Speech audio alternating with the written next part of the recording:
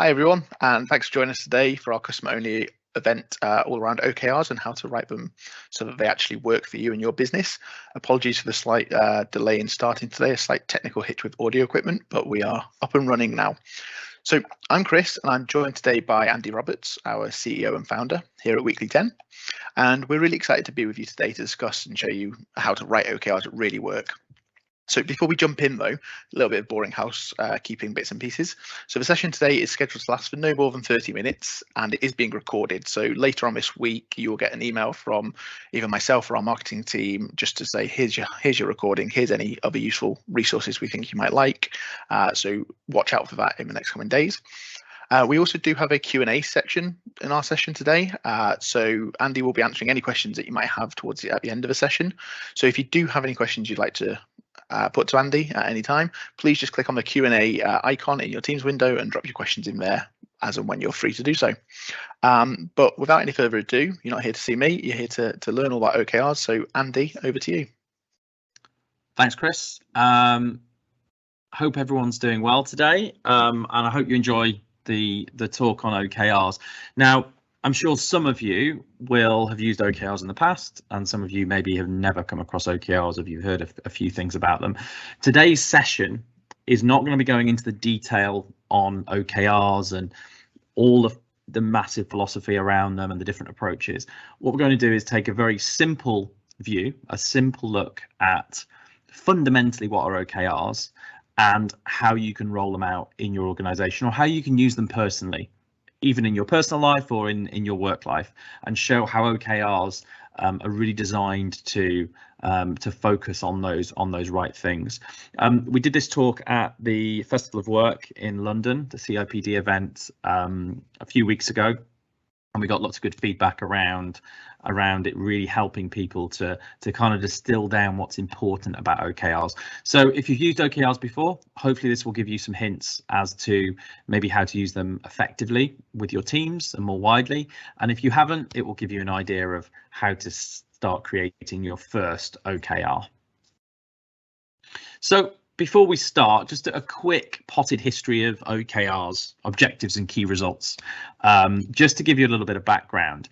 Now, a lot of where OKRs comes from is founded in management by objectives, which was a system really put forward by Peter Drucker back in the 50s.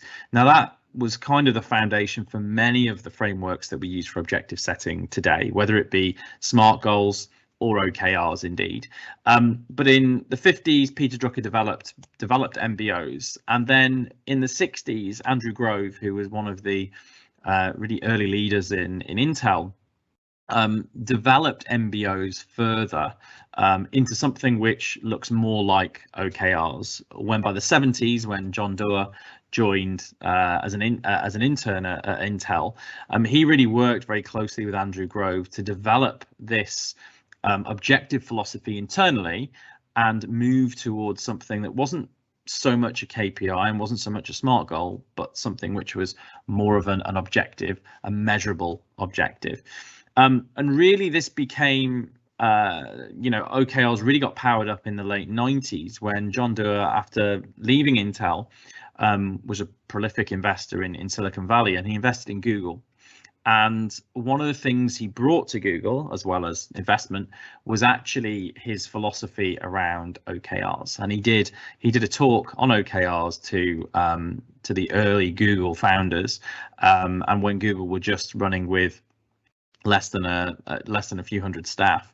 And Google took the OKR process and used it as the foundation of how they set priorities within the business.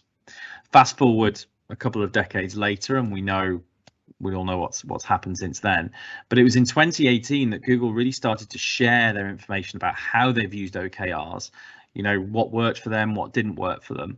And that is why OKRs have really come to prominence over the last 5 or 10 years, is because more people have learned from how Google have used them and how they've been used in other organizations since then. And today, OKRs are being used widely. We use them at Weekly10 internally, but you'll also see some of the names here, whether it be Microsoft, Amazon or Netflix, are all using OKRs to set the priorities of the business Some organizations use them at the organization level, some will bring them right the way down for people to have personal OKRs as well. But fundamentally, they are not just an alternative to maybe traditional objective setting, but they're also a real way of focusing and communicating what's important to the business. So the anatomy of an OKR, what does an OKR look like? So we talked about OKRs being objectives and key results. So simply put, if you look at an objective, it's really designed to be a qualitative representation of what we want to achieve. And ideally, it should be short, it should be easy to remember, and it should be aspirational, and it should create impact as well. So an objective is really just a description. It shouldn't necessarily contain numbers or specific targets. It should be something which is aspirational. And we'll talk about an example very shortly. Key results are then linked to that objective, and ideally no more than 3 or so key results. They should be quantitative. So if we think about our objective being qualitative, our key results should be quantitative, and they should define success. So they should define the success of achieving this objective. And we'll talk about a few examples in a second. One way to describe OKRs is obviously via an example. And just to highlight that you can set an OKR on absolutely anything, we're going to use the kind of Toy Story and Buzz Lightyear analogy here to show what Buzz Lightyear's key OKRs would be, or what his main OKR would be. So if we take what we talked about, what would Buzz's objective be? Well, it would most likely be to go to infinity and beyond, and that would be his objective. And we may say, well, that's quite woolly, it's quite a vague objective. But the idea with an objective is that the objective should be aspirational, it should be easy to communicate, and it should be memorable.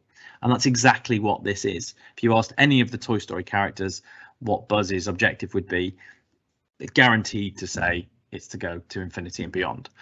But how do we distill that objective down into something which is measurable? So how do we know that Buzz has gone to infinity and beyond? Well, we can come up with 3 key results which represent that, and we're using a bit of artistic license here, but if we just set 3 key results, we could say that if he's able to defeat the evil Emperor Zurg by the end of Toy Story 4, protect 100% of the toys from Sid throughout, and build a team of 15 comrades with complementary skills, then actually he's achieved his objective here. And the key with that objective is, yes, over time, what the key results for that objective may change, but what we're doing here is we're focusing on the objective, and we're setting what we think the success looks like for that objective. So simply put, we've created a very simple OKR for Buzz to really focus in on.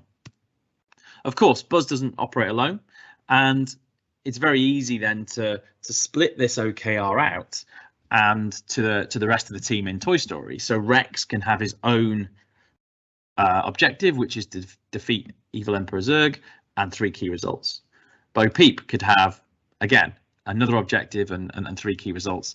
And then finally, Woody could also have his OKR.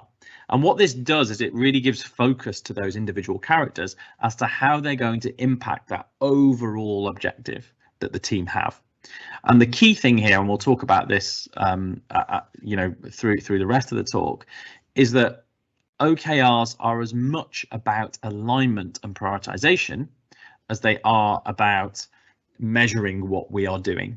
So what this does is it distills down what is important to each of these people and what's important to the whole team. And we know when we come up with competing priorities that we're able to look back at those OKRs, and Rex is able to say, well, these are the real 3 things that are important, and achieving these 3 things. Because if we do that, yes, we'll defeat the evil Emperor, and we'll have met some of the objectives that the team have via Buzz's objectives here. So it's really important that alignment is really important. I think the second thing to note about these key results specifically is that they should, as much as possible, be output based or value based. So it should be less about what we put in and more about what we get out. So again, when we look back at Buzz's objective and we look at some of those key results, it's to defeat the evil Emperor Zurg. It's not to put a program in place that will help us defeat him. It's actually the outcome of what we do. And that's really important with OKRs when we compare them to SMART goals or traditional objective setting, is it is more about output and value than it is about the input. So let's take more of a business objective. So in this case, assuming some of you on the recording today are HR professionals, we may have an objective within our organization to create an awesome employee onboarding experience. And that's a great objective to have. We want to create an awesome experience, and we can see that it meets all of the criteria that we talked about. It's aspirational, it's qualitative, it's easy to remember, and it creates impact. It's something that people will remember in the team. So how do we define an awesome employee onboarding experience? Well, we can come up with 3 key results. Maybe our first key result would be to improve 30-day ENPS from 65 to 70. That will tell us that we are improving our employee net promoter score, so people are much happier to recommend us as an organization, and that will certainly mean that we're moving the dial in the right direction. Secondly, we'll increase new hire success rate from 80% to 95%, a significant increase in that success rate and easily measurable. And then finally, we will start manager and employee check-ins on day 1. So at the moment, maybe we're not starting those check-ins, and now what we're going to do is focus on starting those check-ins. So that will tell us that actually that activity is happening, and that will have an impact on that employee experience. So what we're saying is, if we meet these 3 key results, we will have created an awesome employee onboarding experience.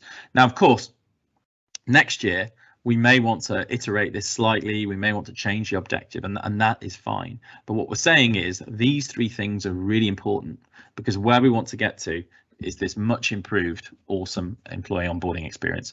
So this is a really simple way of saying what's important to us as a team, a department, maybe even an organization. And these are the ways that we're going to measure that. Of course, day 1, you may look at this and say, well, I can't measure these 3 things. So one step you should always look at when you're looking at OKRs is, how am I going to measure that OKR? How am I going to be able to measure the success criteria? And actually, there may be an activity in there where early days you'll want to look at measurement. If you can measure things, you're able to then improve things moving forward, and that transparency is really important. So it's not just about putting something down on paper, it's actually understanding how you can measure things and how that's going to help you moving forward. So we've talked about a very simple way of putting an OKR down on paper. We've talked about how Buzz Lightyear might do it. We've talked about how you might do it within a HR team. How would you do that more widely in an organization? So what we often say is there's 2 approaches, really, 2 directions that you should take with OKRs. If you think about traditional goal setting or objective setting, typically it starts at the top of the organization and then it gets cascaded down. So typically you will receive goals from your manager and it will be cascaded down. The big challenge with that is it takes a long time, and it also means that you're not empowering your employees to set their own objectives as to how they can influence the organization. So with OKRs, we recommend a top-down, bottom-up approach. So certainly you will want to set those organization level objectives and OKRs, and typically they may be year-long OKRs. So you're setting the objectives for the whole year. Try not to create objectives for for every single thing. If you can keep it to 3 or 4 OKRs, that is ideal. Okay. You then may want department OKRs, of course, but then we would encourage employees and teams to be able to create their own OKRs which align backwards. So you're almost meeting in the middle. How can you as a team, how can you as an individual turn the dial on this organization level OKR and create that alignment within the organization? At any level, we would suggest no more than 3 or 4 OKRs. And when you have key results in those OKRs, we would suggest no more than 3 or 4 key results to measure success on that objective. Now, when we move to a cycle, you'll see here on the right hand side, we've got an example. We would typically recommend that organization level OKRs are set annually. Of course, they can be changed over time, but then on a quarterly basis, you will want to have personal or team level OKRs. This provides the organization with agility. And rather than setting something for 12 months ahead, setting it with a shorter horizon really focuses people on what they should do. And often the more important thing here is to really distill down what's important. So if you come up with 10 OKRs, you really need to get that down to 3 or 4 to make sure that you can focus on those things. You're unlikely to be able to achieve success across 10 things over that period. You're much more likely if you can distill that down into those 3 or 4 things. And then obviously the next quarter, the focus may change slightly. But the important thing here is aligning those individual OKRs back through to what the company is doing and how it's important for the company. So 3 hints there, or 3 tips. Align, don't cascade as much as possible. So create those OKRs at different levels, but then allow people to link their own OKRs back to department or organization. Be as transparent as possible, and the default position with OKRs should always be that you create OKRs and they're visible to everybody in the organization. Within Weekly10, for example, you can set transparency to be line of sight, so it's just visible to people in your hierarchy. But we do recommend, where possible, to try and make OKRs as transparent as possible, so everybody can see what's important to everybody else. And that can really help, because if you understand what's important to a person or a team, that means you know how their prioritization works, and you know how you can work together on achieving the wider objectives of the organization. And then finally, focus on impact, not inputs. And we talked about this earlier in the talk, and that's the key results should really be about outputs. So for example, if you have a salesperson and their job is to let's say, for example, to book meetings with prospects, rather than say make 50 outbound calls this week, I'm not trying to create objectives for for every single thing. If you can keep it to 3 or 4 OKRs, that is ideal. Okay.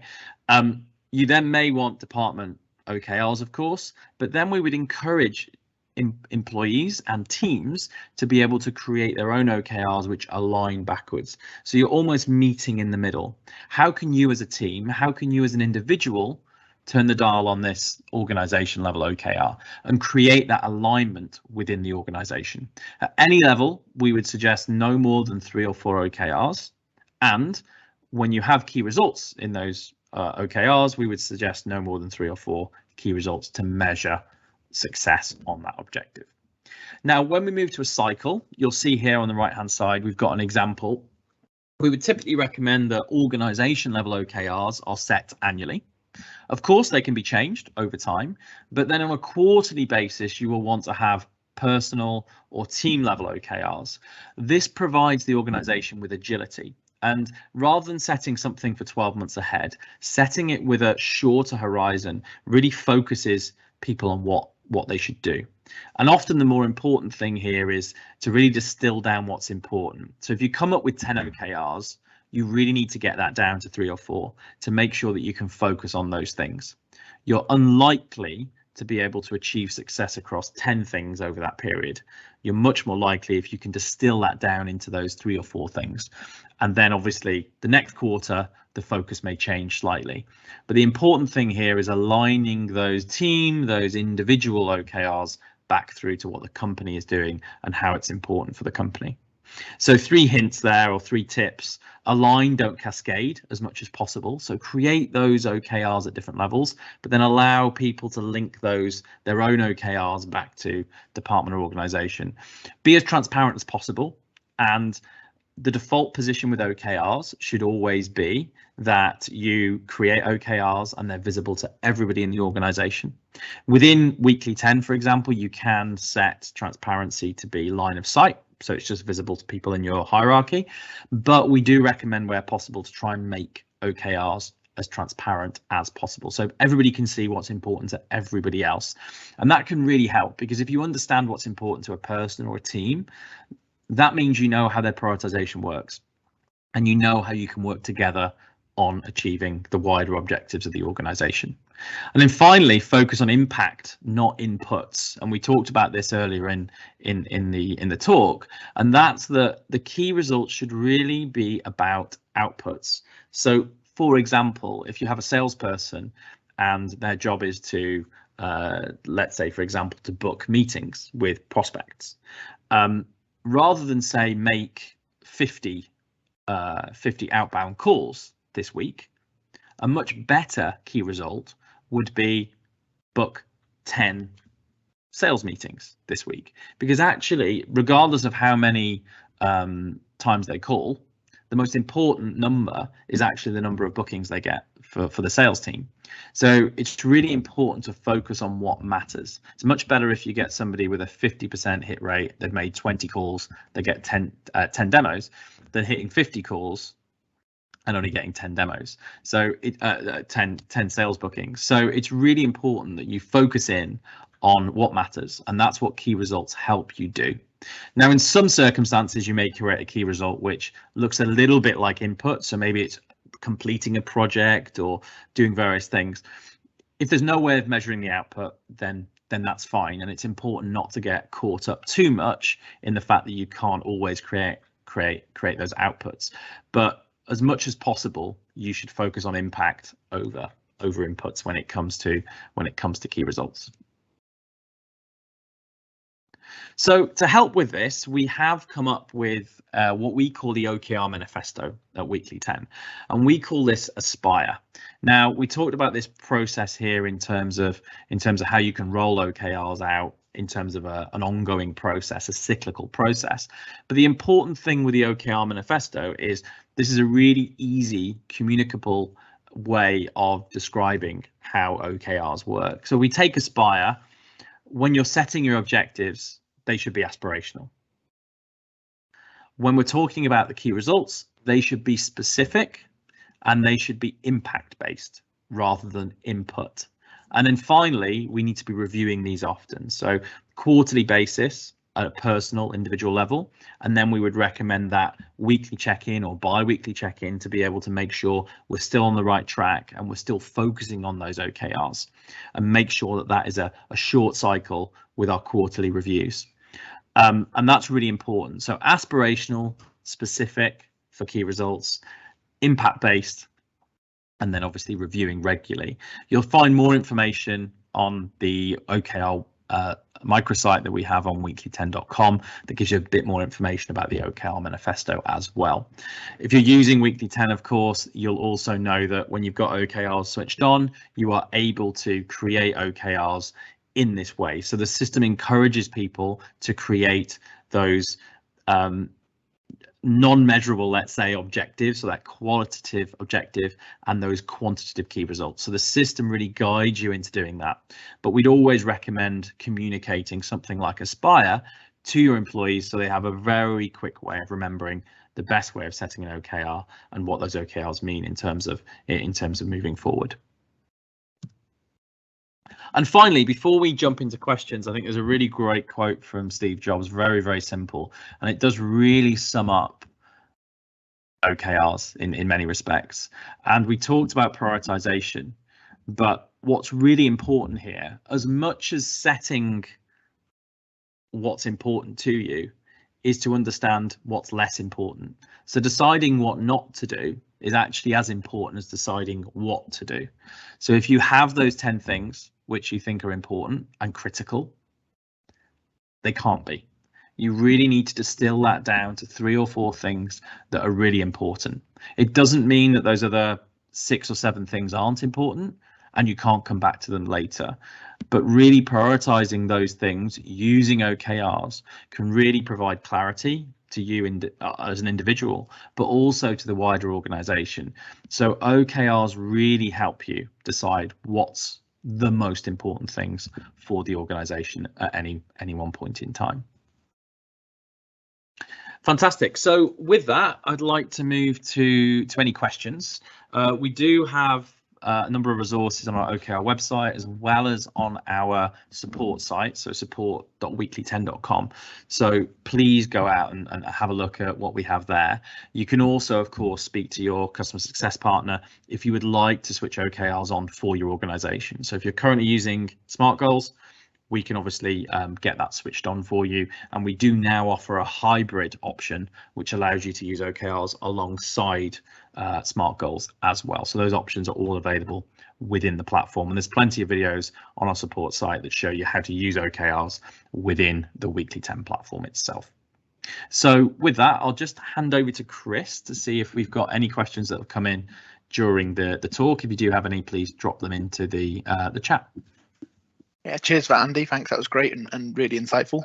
If I can obviously ask our audience not to tell Disney, but we're utilising their trademarks in our talks, that would be really helpful. Legal will be happy with that. When it comes to questions, let's have a look, guys. So we have got the Q&A section live now. We have got a few in there. I think a couple possibly came in before you actually answered the points, Andy, but we'll run through them all anyway, just to make sure that everybody has got their answers. So question number 1. How do OKRs work in a matrix structure versus a hierarchical? It seems logical to me that OKR must come from above if they're going to make sense. It is not practical for an employee to analyze the entire organization and understand what should be his or her goals.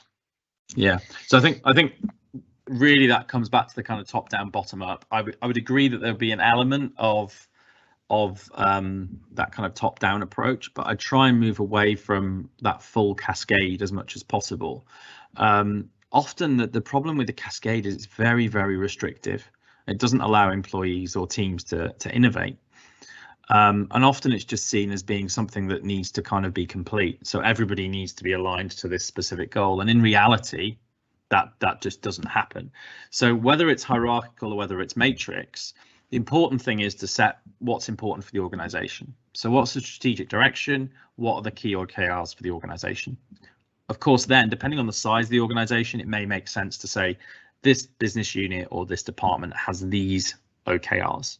At that point, I would then push it to the teams and the individuals to come up with their own OKRs, which align through to those objectives. So, you know, you've got the sales and marketing team, and then you've got sales and marketing underneath. You may have, you know, comms, and you may have new business and everything else. You have these sub teams within that department. You know, leave it to them to understand where that alignment needs to happen and set their own goals. And whether that's hierarchical or whether it's matrix, it works because people will then be able to look at what's being given as guidance and be able to set their OKRs. OKRs are also a learning tool. So rather than cascade and try and get that completeness, which can take months, the important thing here is actually over time you'll learn how many OKRs are being aligned to. So if you find during that first quarter that there is very little in terms of personal or team OKRs aligned to a specific strategic OKR, that gives you information about focusing. And at that point, you may reach out to that team, or you may then go in and say, look, this needs to be a focus. And then the team can then focus their OKRs around that strategic OKR. But the important thing here is that, just because you've cascaded some objectives traditionally, it doesn't mean people are going to do them or focus on them. So this really gives them their own accountability and responsibility in many respects to align back to those organizational ones. So I do think that top down, bottom up approach will give you the balance and will work both within hierarchical organizations, but also within your matrix organization. And just remember, really a lot of this is about alignment and prioritization as it is about measurement. So it's really about making sure people are working on the most important things at the right times, rather than making sure that there's this KPI that they're going to be held to. So it is really about that alignment and working in the right direction. Great, cheers, Andy. Sarah says, sorry, I was late to start. No worries, Sarah. You may have already answered this, but why should we look to switch from SMART goals to OKRs? Are OKRs better? I think first of all, it depends on the organization. We wouldn't recommend, and many of our clients use SMART goals at the moment, wouldn't recommend on necessarily overnight shifting from goals to OKRs. They are a different paradigm. They're a different philosophy in terms of how you measure things. So depending on what your organization looks like, and depending on kind of the culture and the way that it works, if you're finding that SMART goals work at the moment and people are aligning to them, they're achieving against them, I personally would say there's no reason to change that. If you find that people are setting goals, forgetting about them, and then coming to the end of the year and they haven't focused on the right things, then I think OKRs is a really good option. Because again, if you look at SMART goals, there's very rarely an issue with SMART goals in sales organizations, because there's very, very clear goals as to what people should meet in terms of their sales quota. Sales organizations don't need necessarily OKRs, although they can use them, of course. If you find your organization is struggling with success around SMART goals, I would certainly consider OKRs, because they will, more than anything, force you down a route of deciding what matters and being able to measure things in more detail.